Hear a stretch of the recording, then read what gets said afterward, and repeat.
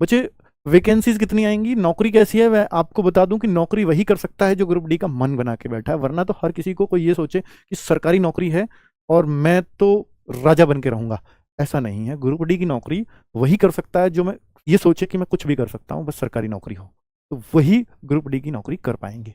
ये मेरे शब्द आज के हैं, जब आप नौकरी करोगे तो ये फील करोगे, ठीक है। क्योंकि देखिए ग्रुप डी अगर नाम लगा है तो आपको काम कुछ भी करना पड़ेगा, और हालांकि इसमें भी कुछ ट्रेड होते हैं कि भाई इसमें कर सकते हो, इसमें कर सकते हो, तो फिर अपनी उनमें से चुन लेना कि मेरे लिए बेहतर ये है, ठीक है। वो तब आएंगी जब फॉर्म आएंगे, ठीक है। फॉर्म कब आएंगे उसके बारे में बात कर लेता हूँ। वैकेंसीज कितनी आएंगी, तो वैकेंसीज मैं आपको बताऊं भाई, पहले अगर मैं एनटीपीसी की बात करूं, ये एनटीपीसी की वैकेंसी 2019 में 35,000 थी, 35,277।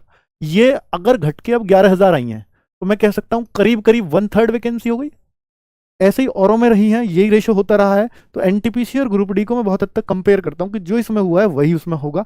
हालांकि इस वैकेंसी की बात चल रही है कि बढ़ के 20,000 होने वाली है, पर जब तक नहीं होंगी तब तक हम कुछ नहीं कह सकते। दूसरी बात है बच्चे, पिछली बार 1,03,769 पोस्ट थी, किसकी, ग्रुप डी की 1,03,769 पोस्ट थी। अब अगर मैं इसका 1/3 करने लगूं तो करीब करीब 30 से 35,000 वैकेंसीज बैठती हैं, जो अगर ये एनटीपीसी की तरह से आई, उम्मीद यही बताई जा रही है, 30-35,000 वैकेंसीज आप मान के चल सकते हो।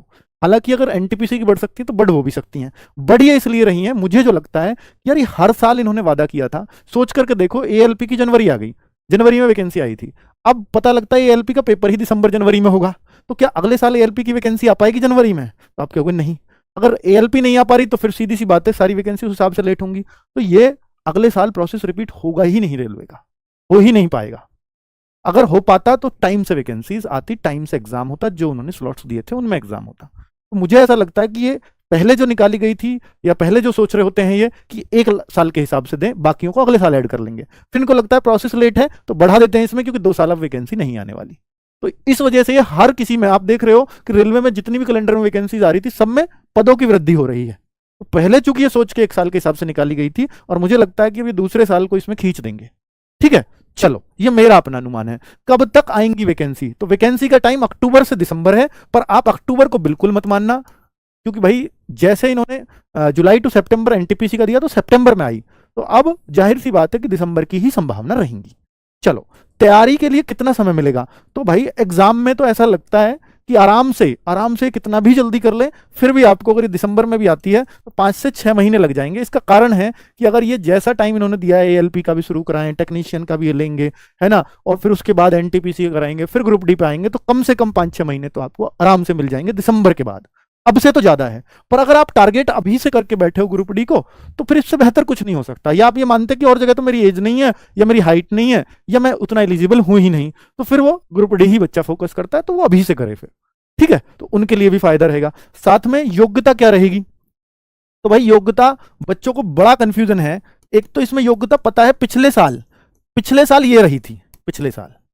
अब बहुत सारे बच्चों को ये होगा कि सर अब की बार, पिछली साल नहीं पिछले बार कहूंगा मैं, पिछले बार, साल थोड़ी है, 2019 में वैकेंसी आई है तो पिछले साल तो नहीं कह सकता।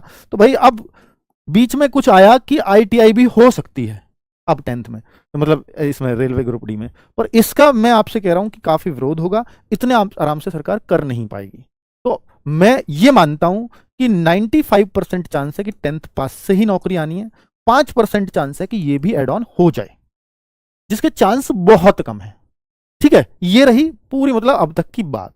अब एज कितनी लेते हैं, तो एज आप जान लीजिए 18 से 33 नॉर्मल एज लेते हैं, पर चूंकि एनटीपीसी में देखा उसमें भी यही लेते थे ग्रेजुएशन लेवल वाली में, तो 3 साल साफ लिख के दिया है नोटिफिकेशन में कि कोविड की वजह से दिया जा रहा है, कि कोविड के बाद पहली वैकेंसी है। तो इसमें भी जनरल कैटेगरी के लिए, ईडब्ल्यूएस के लिए 18 से 36 होगी, ओबीसी को 18 से 39 होगी, एससी एसटी को 18 से 41 होगी। क्लियरली ये बात समझ में आ गई। अब बच्चे, बहुत सारे बच्चे कह रहे होंगे कि सर अगर आपका कोर्स लें और आप 5% ही बता रहे हो आईटीआई के चांसेस हैं, तो मैं आपको विश्वास दिलाता हूं कि भाई आप केवल 10th है, आईटीआई नहीं है, और आप कोर्स परचेज कर लेते हैं। बहुत सारे बच्चे लगातार कह रहे थे, तो मैं आपको अगर मेरे शब्दों पे भरोसा हो, क्योंकि मैंने जो बात बोली वो हर चीज़ पूरी की है, तो भाई आईटीआई वाले बच्चों के लिए अगर वो कोर्स ले भी लेंगे तो मैं उनका किसी और कोर्स में कन्वर्ट करा दूंगा, अगर आईटीआई आ गई तो।